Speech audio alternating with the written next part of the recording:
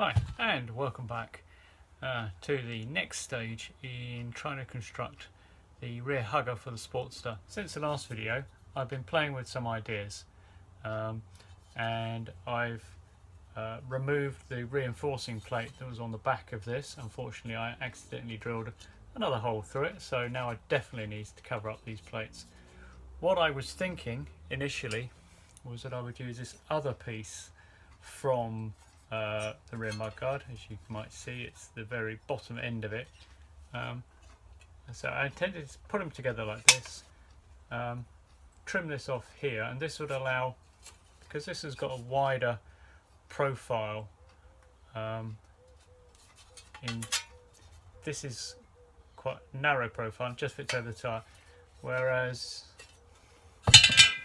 this one, if it's a little more visible, has got this extra lip here, and this extra lip here would hide the supporting brace.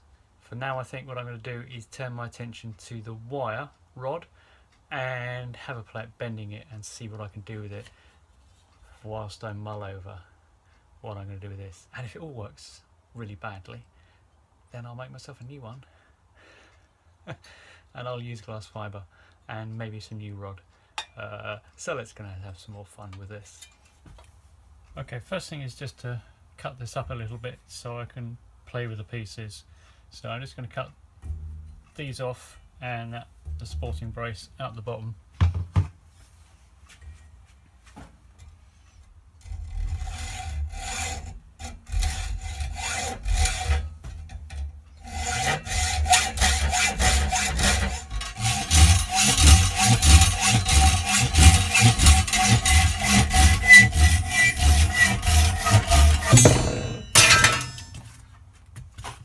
Right, so just mocking up now what this is likely to look like. Decisions. So I'm thinking, this is roughly how it's going to sit. If I pull it away from there a little bit, so that these two will sit probably just below the edge here, and then be tabbed up to join. Obviously, this needs a little more finessing before it actually works.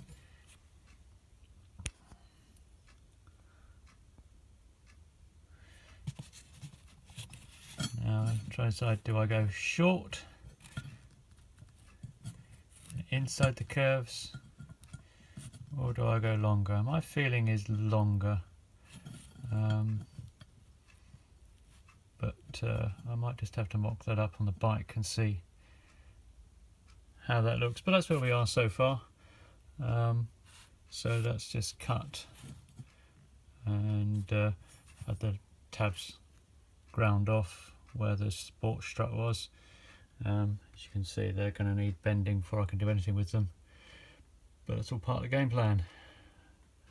Okay, so I'm going to have a quick play on the bike, and then I'm going to cut these through here and weld them together.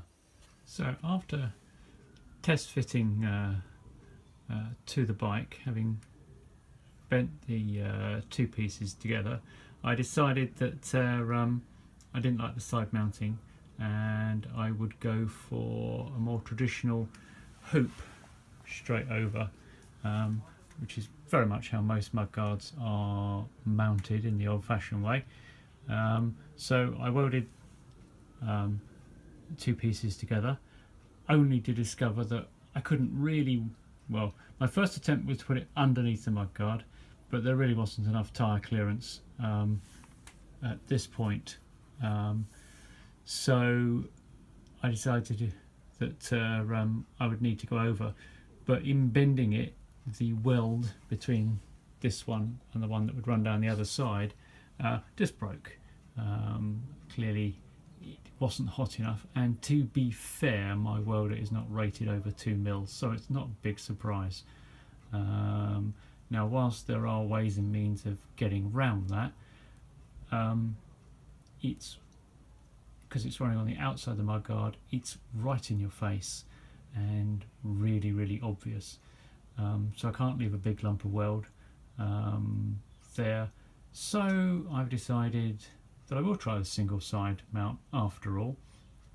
Now I've cut a bit of scrap metal I had into a U-shaped channel, which should be able to slide backwards and forwards. I'm not convinced this metal is thick enough for the job either, but again, if it's any thicker my welder won't touch it, so I can brace it and so forth if I need to. We'll see how that goes. I think it's probably going to be a bit flexible, but we'll see.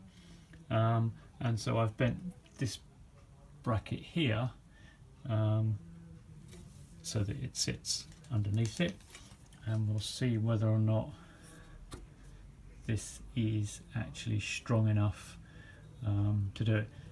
Now again, I'm going to have trouble welding this in a fashion that's decent enough to sit out in view, so it might just have to be a bit ugly. So at the moment I'm just working on the second one, which is currently here. Now I've just brought this section here up to cherry red, and I'm just waiting for it to cool down, so I'm not going to touch it because I'm going to burn my fingers. So that now will need to kink outwards in the same way that this one kinks outwards, so it can run down here and it'll run along the top.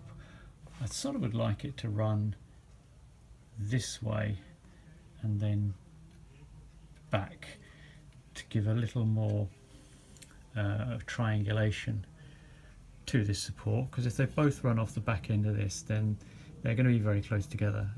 It might be nice if it would run this way, but that means bending this end of it into sharp turn, and again I've got the fun of attaching.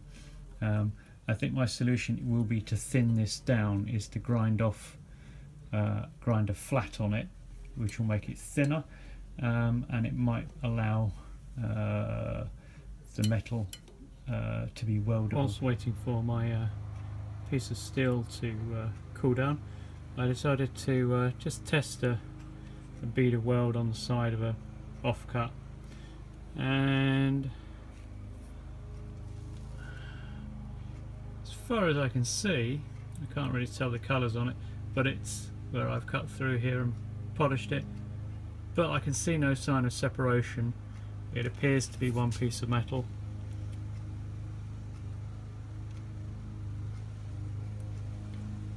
So I think I'm good to go. Right, so there's some more fine tuning to go on with the curves as yet, and the positioning of this, which is just roughly clamped. But now what I want to do is, at the moment this is too long, I don't want to cut it off, but I can't really test fit until I've got this in the right place. So what I need to do now is determine where to make the bend in this. It's probably not very clear, but this bar here needs to come in and turn under. So as best as I can estimate, with the wire being, with it all being too long and getting in the way of itself, is that I may not have brought this down far enough on the heat. I might need to heat it a bit more.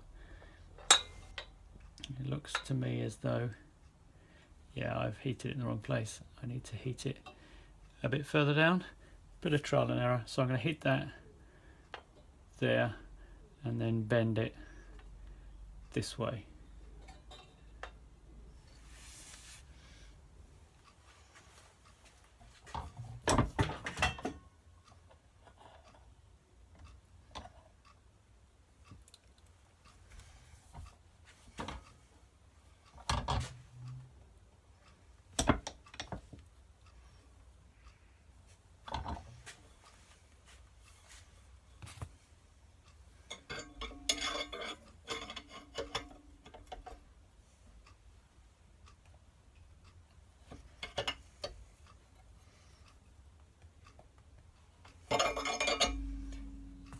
Check I'm bending it in the right direction.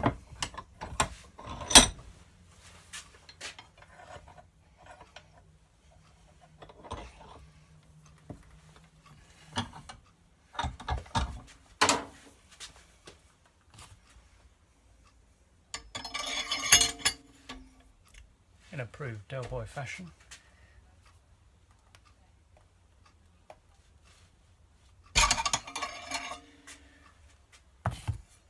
Right, I'm going to keep checking now, measuring against the bike, and I'm going to reheat this before I bend it very much further, because I'm going to put quite an extreme bend in it and I don't want it cracking, not after I've gone to all this work. Okay, so here's where we stand after today's mock-up of the hugger. It's roughly in place, needs a fair few tweaks to get everything bent and set in the right places. So we've got two braces. There will be cross bracing between the two to keep them in place, and it's reliant, you can barely see it in there, on that thin piece of U-channel down in there, which is certainly going to need to be braced in some way or replaced with a thicker piece of steel, I suspect. Well, we'll have to see about that. I think it's going to prove a little bit flimsy, in which case I'll brace it in some way or replace it. But that's roughly it as we stand. So next step is probably going to be to drill out that piece of U-tube so that I can actually bolt it in place. The idea is it will be adjustable, but we'll see. I will probably need to order some appropriately sized bolts to put it in place. I think I need something a little bit bigger than I currently have. Not that the brace needs it, it's just those holes are designed for shock absorber bolts, and without sleeving them in or filling them and re-drilling them, the easiest solution are larger bolts. Anyway, great, thanks for watching. I'll catch up with you guys soon.